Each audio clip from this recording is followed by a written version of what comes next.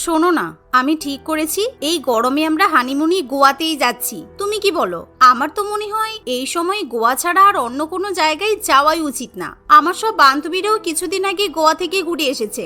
হ্যাঁ, সে তো তাহলে খুবই ভালো কথা। চলো তাহলে আমরা টিকিট কেটে ফেলি, আর আমি অফিসে 7 দিনের ছুটির জন্য অ্যাপ্লাই করে দিচ্ছি। এমনি এই গরমের মধ্যে এখানে থাকতে একটু ভালো লাগছে না। প্রীতমের কথা শুনে বিপাশা অত্যন্ত খুশি হয়, কিন্তু অন্যদিকে বিপাশার নতুন শাশুড়ি মা রমলা দেবী তার সদ্য বিবাহিত ছেলে বৌমার ঘরে আড়ি পাতে। সে যখনই জানতে পারে তার ছেলে বৌমা হানিমুনে গোয়াতে ঘুরতে যাচ্ছে, তখনই সে ছেলে বৌমার ঘরের মধ্যে ঢুকে আসে। তোরা নাকি কোথায় যাওয়ার প্ল্যান করছিস? বাবা, আমাকে তো একবারও বললি না। আমারও তো কোথাও ঘুরতে যেতে ইচ্ছা করে নাকি। এই শহরে আসার পর তো আমি কোনোদিনও কোথাও ঘুরতে যাইনি। তাই ভাবছি আমি যদি তোদের সঙ্গে যেতাম তাহলে কি তোদের প্রবলেম হবে? মায়ের কথা শুনে প্রীতম একটু ইতস্তত বোধ করে, আর সে চাইলেও মায়ের মুখের উপর না বলতে পারে না। মানে আমি ঠিক আছে, কোনো ব্যাপার না। তাহলে আমি একসঙ্গে আমাদের 4 জনেরই টিকিট কেটে দেবো। কিন্তু তোমার হাতের ব্যথা আছে তো, তুমি অতদূর ট্রাভেল করতে পারবে? আমার মনে হয় তোমার বাবার সঙ্গে কাছাকাছির মধ্যে দীঘা ঘুরে আসা উচিত। হ্যাঁ তাই তো, আমরা নিউলি ম্যারিড কাপল, আমরা হানিমুনে যাচ্ছি। আপনার আমাদের সঙ্গে যেতে একটু লজ্জা করবে না? প্রীতম ঠিক কথাই বলেছে, গোয়া অনেক দূর, আপনি অত দূরে যেতে পারবেন না। আপনি বরং বাবার সঙ্গে দীঘায় চলে যান। ও, বুঝতে পেরেছি। প্রীতম, তোর বিয়ে হওয়ার সাথে সাথে তুই পর হয়ে গেলি বল। আমার গোয়া যাওয়ার অনেক দিনের শখ, আমি কোনোদিনও গোয়া যেতে পারলাম না। নিহাত তুই গোয়া যাচ্ছিস বলে তোকে বললাম। বিয়ে করার পর বউ ছাড়া অন্য কাউকে দেখতে পাচ্ছিস না, তাই না? মায়ের মুখে এমন কথা শুনে সেদিনই প্রীতম গোয়া যাওয়ার জন্য তার বাবা মায়েরও টিকিট কেটে নেয়, কিন্তু সেই ব্যাপারটা বিপাশার মোটেই পছন্দ হয় না। কয়েকদিন পর তারা গোয়া পৌঁছে যায়। গোয়ার সুন্দর বিচে পৌঁছানোর পর বিপাশা একটা সুন্দর ড্রেস পরে। শোনো, ওই নারকেল গাছটার সামনে দাঁড়িয়ে আমার সুন্দর সুন্দর ছবি তুলে দেবে, যেন আমাকে দেখতে খুব সুন্দর লাগে।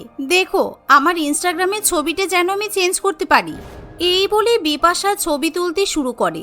এমন সময় রমলা দেবীও সেখানে একটা মিনি স্কার্ট এবং ক্রপ টপ পরে চলে আসে। রমলা দেবী জীবনে কোনোদিন শাড়ি ছাড়া অন্য কোনো পোশাক আশাক পরেনি, তাই প্রথমবার নিজের মাকে মিনি স্কার্ট এবং ক্রপ টপ পরতে দেখে প্রীতম বড্ড আশ্চর্য হয়। এমনকি রমলা দেবীর পোশাক দেখে তার স্বামী শুভেন্দু বাবু বলে, এই রমলা, তুমি হঠাৎ করে রমলা থেকে শিলা হয়ে গেলে কি করে? তুমি আবার এই সমস্ত ছোটখাটো জামা কাপড় পরছো কেন?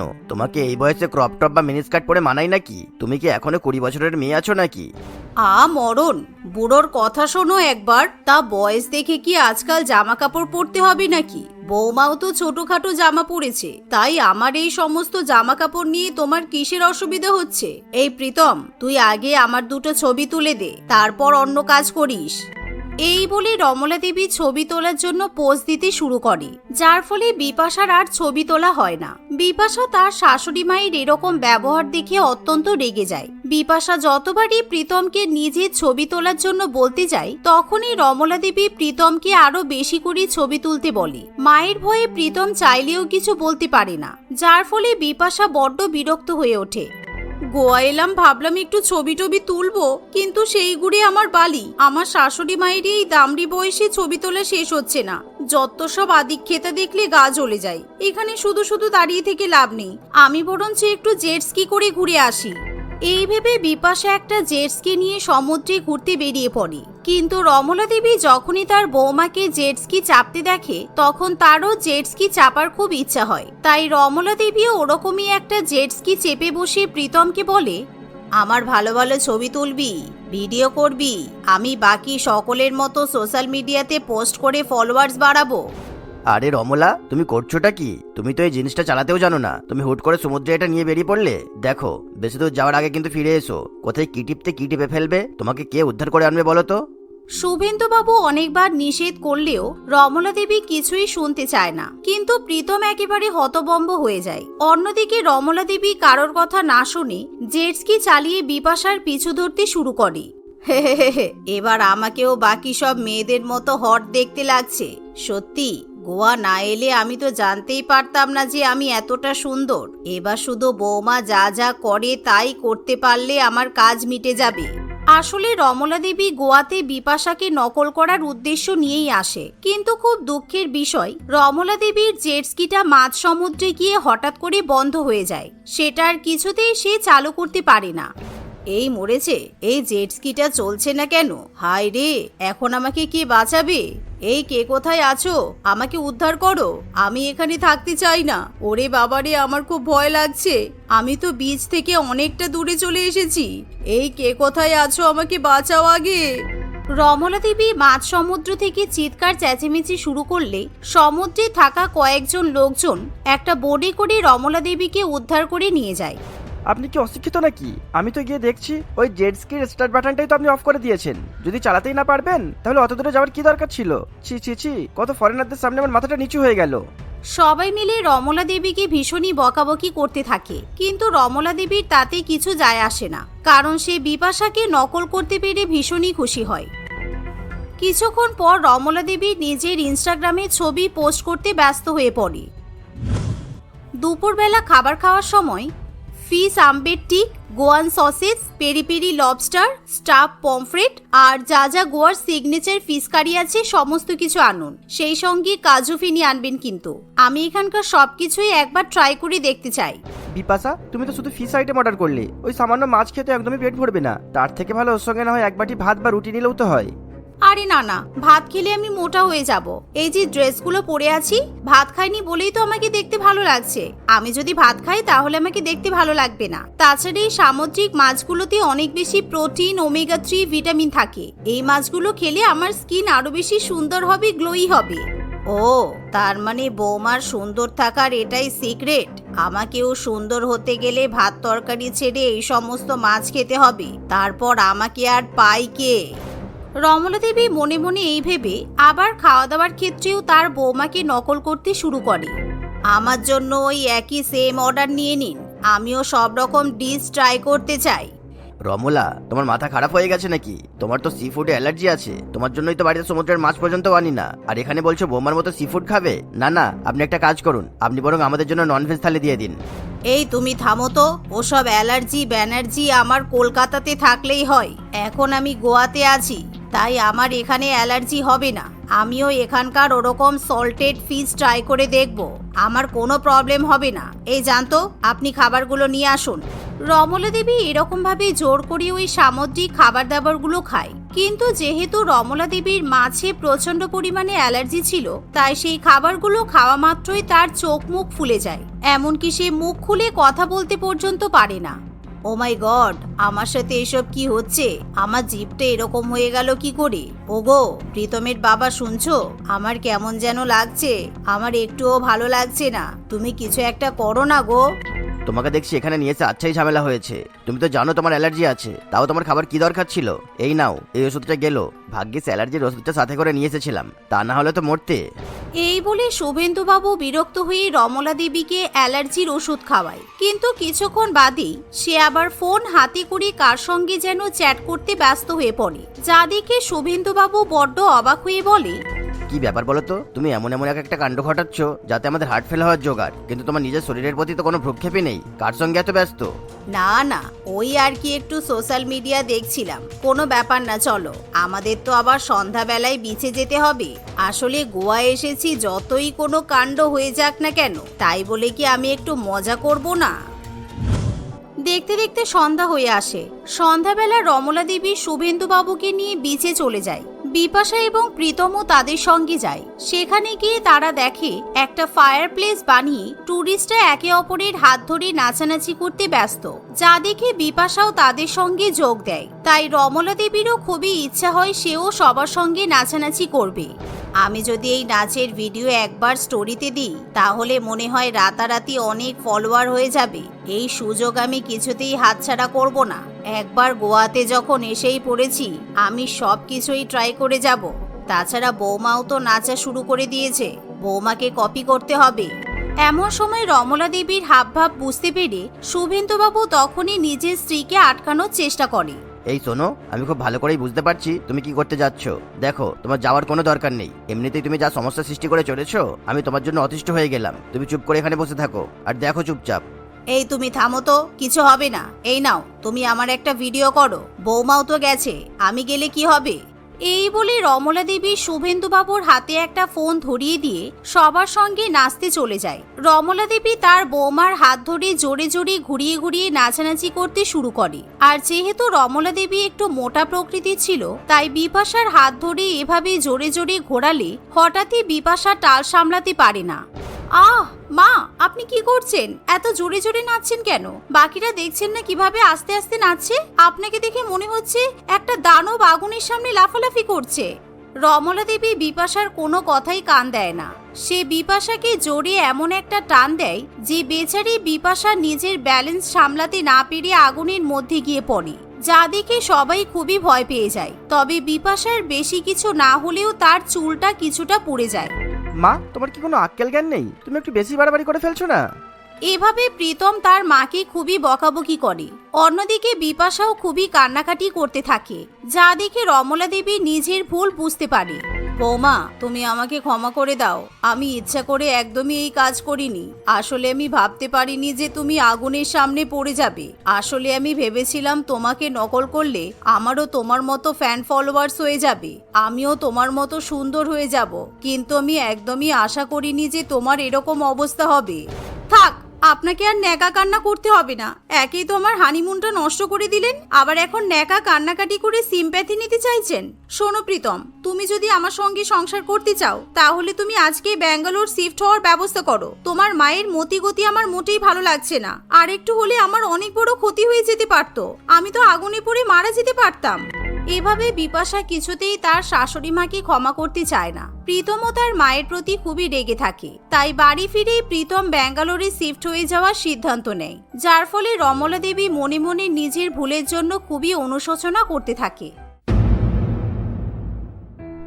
লক্ষ্মীকান্তপুর গ্রামটি এখনো অনুন্নত ছিল। সেই গ্রামটিতে ধনী বড়লোকদের কারোর কারোর বাড়িতে বাথরুম থাকলেও সকলের বাড়িতে ছিল না। তাই গ্রামের অধিকাংশ পরিবার জঙ্গল অথবা ঝোপঝাড়ে বসেই পটি করত। সেই গ্রামেই হরিপদ তার মা বৈষ্ণবী দেবী, তার স্ত্রী কাঞ্চনা দেবী এবং তার দুই মেয়ে সোহিনী ও নিতার সঙ্গে বাস করত। হরিপদ গ্রামের অন্যান্য দরিদ্র পরিবারের মধ্যেই পড়ত, আর তাই তারও বাড়িতে বাথরুম ছিল না। একদিন সকালে হরিপদর দুই মেয়ে জঙ্গলে পটি করতে গিয়েছিল, কিন্তু তারা পটি না করেই সেখান থেকে ছুটে হাঁপাতে হাঁপাতে বাড়ি এসেছিল। তাদেরকে এভাবে আসতে দেখে কাঞ্চনা দেবী বলে, কি হলো? তোরা এরকম হাঁপাচ্ছিস কেন? তোদের সঙ্গে কিছু হয়েছে নাকি? কি হয়েছে বল মা, আমাকে বল। হ্যাঁ মা, কি আর বলবো, আমরা আর ওখানে পটি করতে যাব না, কখনোই যাব না। হ্যাঁ মা, দিদি ঠিকই বলেছে। এবারে আমরা ওখানে গেলে আমরা হয়তো আর বেঁচে ফিরবো না। আজ আমরা অনেক ভয় পেয়ে গেছি মা। এ কি বলছিস তোরা? তোদের সঙ্গে কে কি করেছে আমাকে খুলে বল। এই যে মা, শুনছেন? সোহিনী নিতে কি বলছে, এদিকে আসুন না, তাড়াতাড়ি এদিকে আসুন। কাঞ্চনা দেবীর ডাকার আওয়াজ পেয়ে তার শাশুড়ি মা অর্থাৎ বৈষ্ণবী দেবী সেখানে আসে। সে বলে, এই তোদের কি হয়েছে বলতো? আমি তখন থেকে তোদের চেঁচামেচি শুনছিলাম। আমি তো দেখলাম তোরা পটি করতে গেলি। পটি করতে গেলে তো সকলের মন শান্তি পায়, তা তোরা এসে এরকম অশান্তি করছিস কেন? শান্তি কিভাবে পাবো দিদা? জঙ্গলে জঙ্গলি পশুর অদ্ভুত আওয়াজ পেয়ে ওখানে বসে পটি কিভাবে করব? আমরা ঠিক সময় যদি উঠে না পালিয়ে আসতাম তাহলে হয়তো আমাদের দেখতেই পেতে না তোমরা। ও, এই ব্যাপার। আমি তো ভাবলাম মনোজের মেয়ের মতো তোরাও হয়তো বাঘ দেখেছি বলে নাটক করবি। তবে একটা কথা শোন, ওই জঙ্গলে তোরা একাই যাস না, সকলেই ওখানে পটি করতে যায়। আর আমি গিয়ে গিয়ে আমার মাথার চুলগুলো পেকে গেল। কই, আমি তো কখনো কিছু দেখলাম না। আসল কথা বল না, যে পটি পাইনি বলে চলে এসেছিস। এত নাটক করছিস কেন? ও, আমরা নাটক করছি বলে তোমার মনে হচ্ছে, তাই তো? ঠিক আছে, তোমরা যাচ্ছ যাও, আর জঙ্গলি পশুদের মুখে পড়ো। আমাদের মরারও তো শখ নেই। বাবা এলে বাড়িতে শৌচালয় তৈরি করতে বলবো, আর আমরা সেখানেই পটি করব। দেখ, যার পটি পাবে সে কোনো কিছুরই বাহানা দেখাবে না।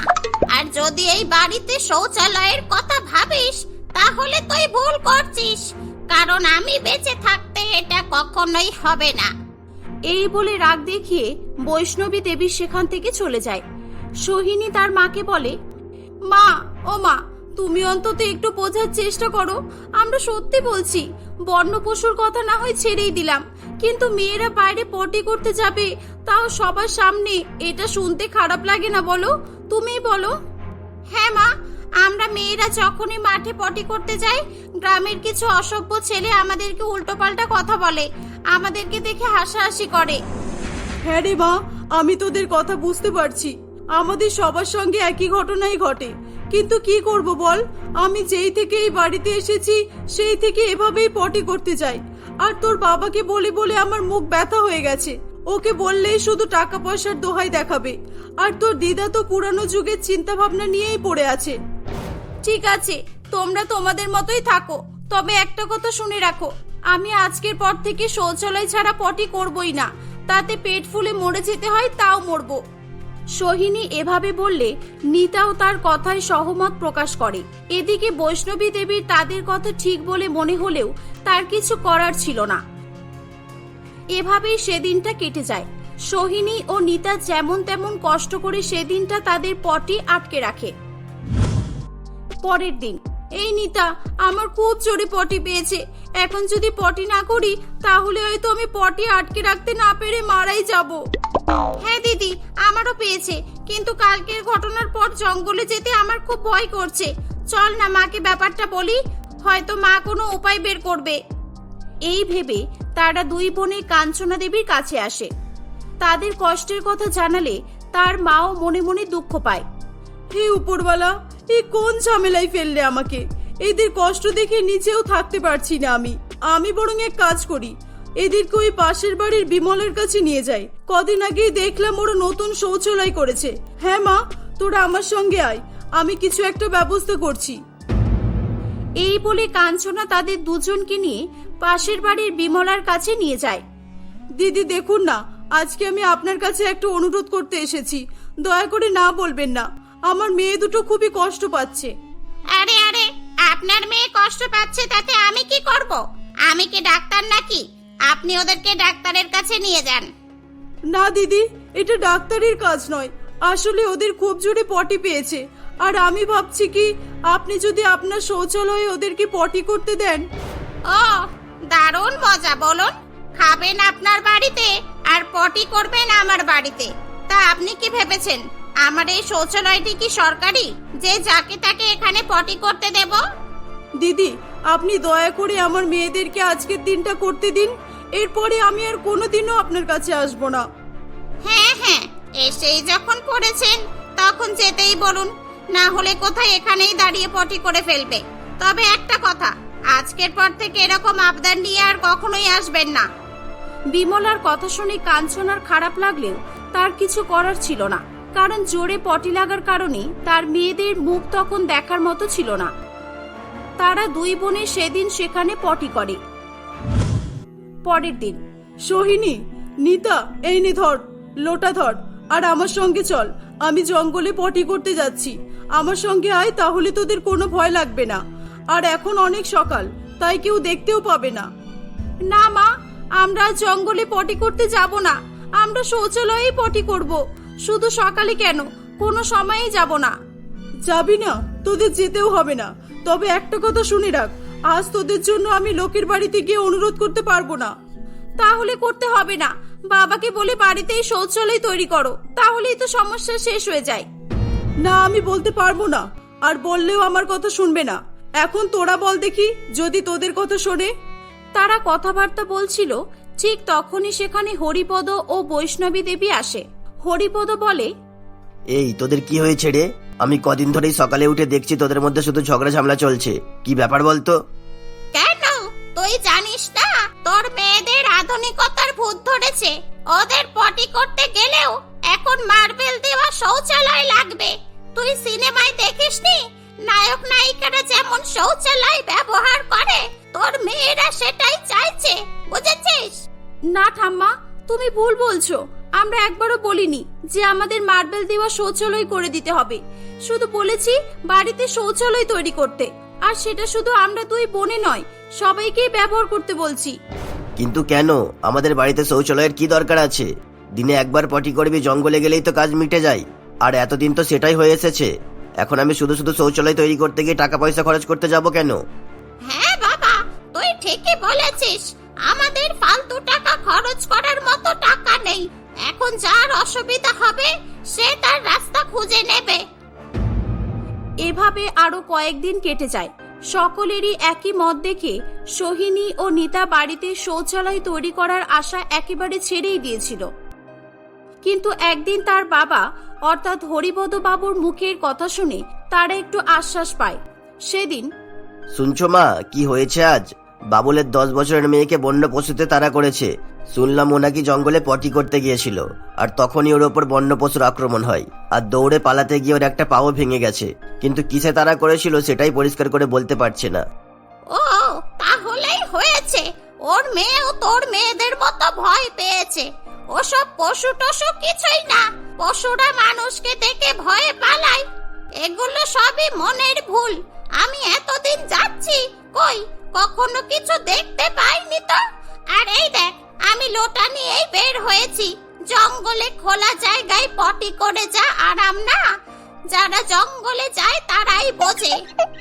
এই বলে হাতে লোটা নিয়ে বৈষ্ণবী দেবী সেখান থেকে চলে যায়। বেশ কিছুক্ষণ কেটে যায়। বৈষ্ণবী দেবী তখনও বাড়ি ফিরছিল না। তাকে বাড়ি ফিরতে না দেখে সকলেই চিন্তায় পড়ে। শেষে হরিপদ তাকে খুঁজতে বের হয়। হরিপদ জানতে পারে যে বৈষ্ণবী দেবীকেও হিংস্র পশুতে তাড়া করেছিল। সে দৌড়াতে গিয়ে তার পায়েও চোট লেগেছে এবং সে তখনও চলতে পারছিল না। হরিপদ তাকে যেমন তেমন বাড়িতে নিয়ে আসে। বাড়িতে আসার পর বৈষ্ণবী দেবী বলে, বাবা, ওরা সবাই ঠিকই বলেছিল। আজকে আমায় সত্যি সত্যি বন্য পশুতে তাড়া করেছিল।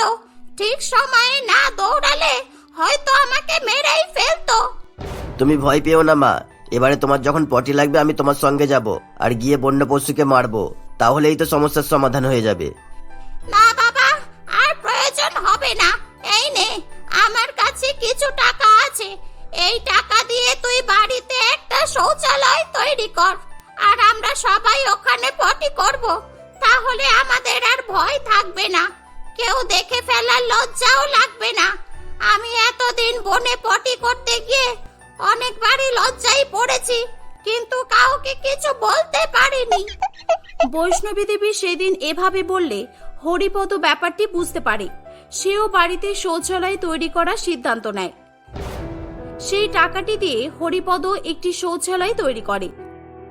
তারা সকলে সেখানে পটি করতে শুরু করে। তাদেরকে দেখে আশেপাশের অনেকেই বাড়িতে শৌচালয় বানাতে শুরু করে। তাদের আর কোনো ভয় থাকে না। এভাবেই সকলে হাসি খুশি জীবনযাপন করতে থাকে।